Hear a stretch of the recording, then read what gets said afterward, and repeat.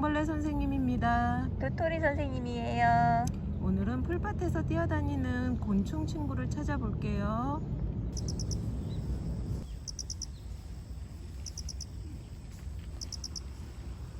풀숲에서 살고 있는 곤충을 찾으러 나왔어요. 모습은 보이지 않고 풀밭 가득 소리가 울려 퍼지고 있어요. 어디쯤에 있을까요?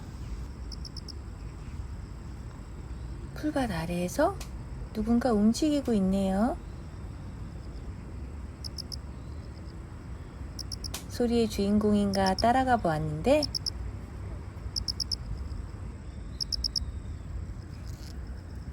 개미네요. 개미가 이런 소리를 낼 것 같지는 않아요. 자기 몸보다 훨씬 큰 먹잇감을 가지고 열심히 옮기고 있는 개미입니다.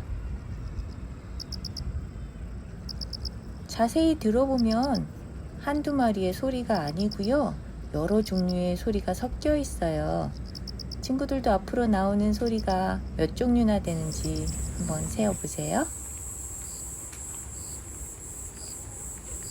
여기 기억나나요? 1학년 때 우리가 자주 다니던 화계사 숲길인데요. 여기에도 소리가 가득합니다. 텃밭에도 소리가 가득합니다. 조금씩 다른 소리가 들리지요?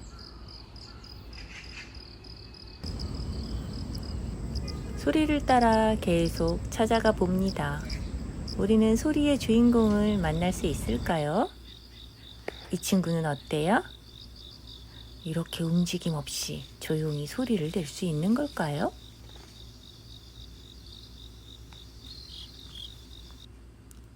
풀잎 뒤에서 숨어 있는 또 다른 친구. 이 친구가 소리의 주인공일까요?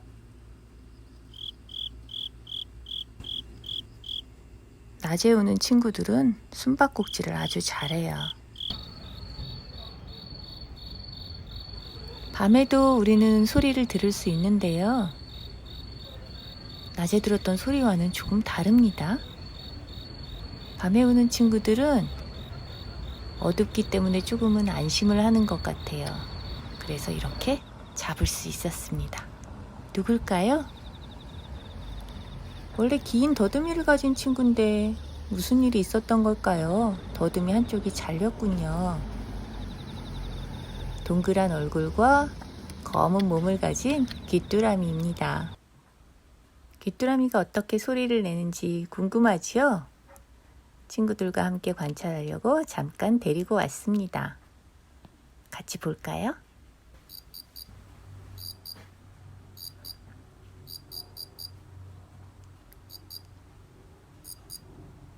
친구들도 날개가 움직이는 거 보이지요? 날개 두 장을 서로 비벼서 소리를 내고 있어요. 극동 귀뚜라미입니다. 극동 귀뚜라미가 작고 얌전한 소리를 내는데 옆에서 크고 맑은 소리를 내는 다른 귀뚜라미가 있네요. 누굴까요? 우리나라 귀뚜라미 중에 가장 소리가 예쁜 왕 귀뚜라미예요. 방울소리처럼 맑고 커다란 소리가 나지요? 이 귀뚜라미 소리는 사람 마음을 편안하게 해주는 효과가 있다고 해요. 친구들은 귀뚜라미 소리가 어떻게 들리나요?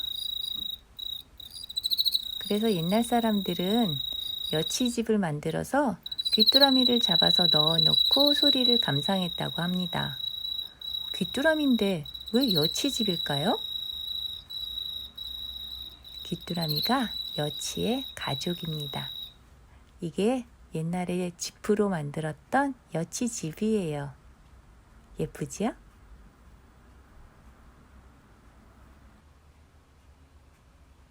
또 다른 여치 가족을 만나볼게요.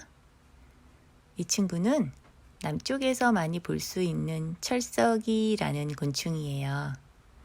더듬이가 길지요? 이렇게 긴 더듬이는 여치 가족의 특징입니다. 여치 가족의 또 다른 특징으로는 귀를 들 수 있어요. 귀가 다리에 붙어 있답니다. 앞다리 종아리 마디에 있는데요. 사람의 귓바퀴처럼 튀어나온 부분이 있지는 않지만 귀 속에 있는 소리를 듣는 막인 고막이 다리에 붙어 있는 걸 확인할 수 있어요. 신기하지요? 친구들이 다리로 소리를 듣는다면 어떤 기분일 것 같은가요? 앞에서 보았던 귀뚜라미처럼 철썩이도 날개 두 장을 비벼서 소리를 내요. 등 쪽으로 겹쳐져 있는 날개 부분이 보이죠? 서로 다른 색깔을 가지고 있어요. 그 부분을 이렇게 비벼서 소리를 냅니다. 그런데 철썩이는 귀뚜라미보다 훨씬 더 큰 소리를 낼 수 있습니다. 커다란 날개를 이용해서 소리통을 만들고 그 안에서 소리가 울리게 하는 방법을 사용하거든요. 친구들도 한번 들어볼래요? 궁금하지요?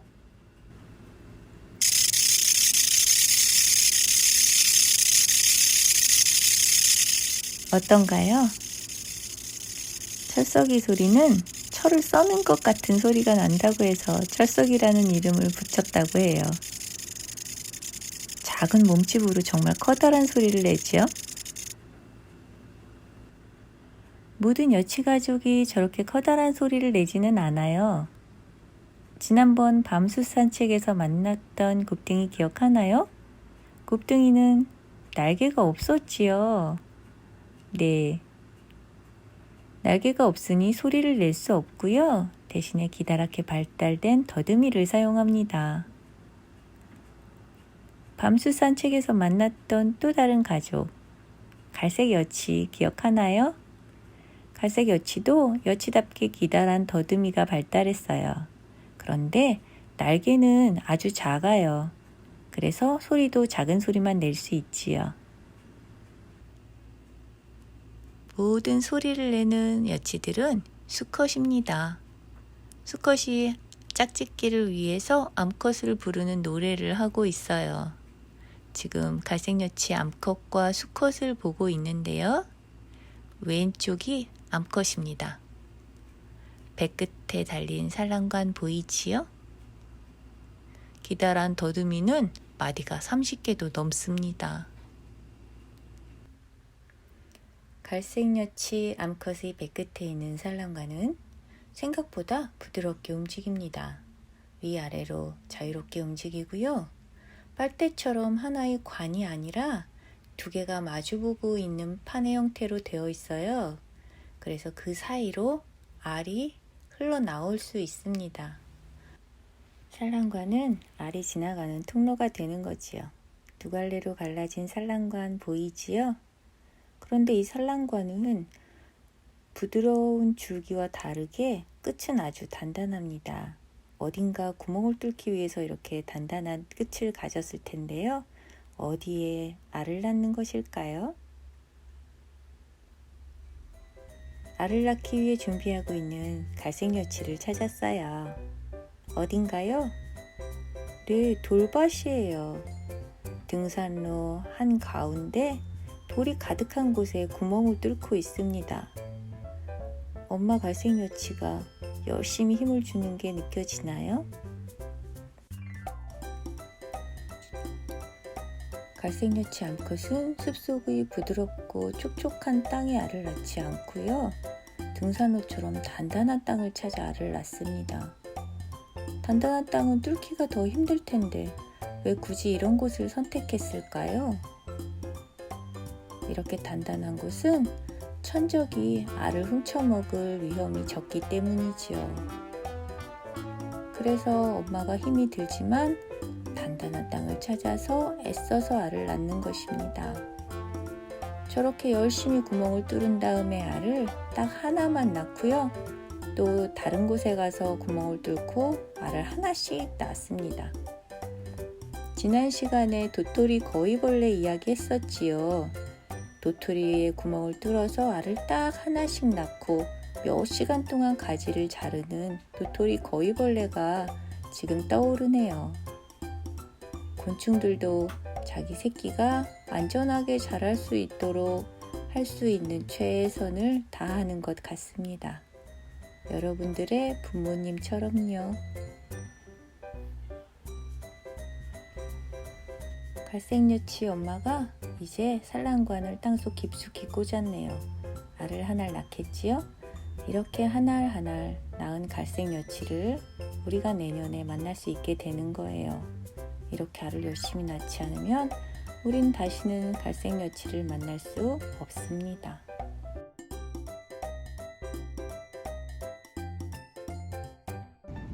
이번 주에는 풀숲에서 나는 소리에 귀 좀 기울여 주세요. 다음 주에 만나요. 안녕.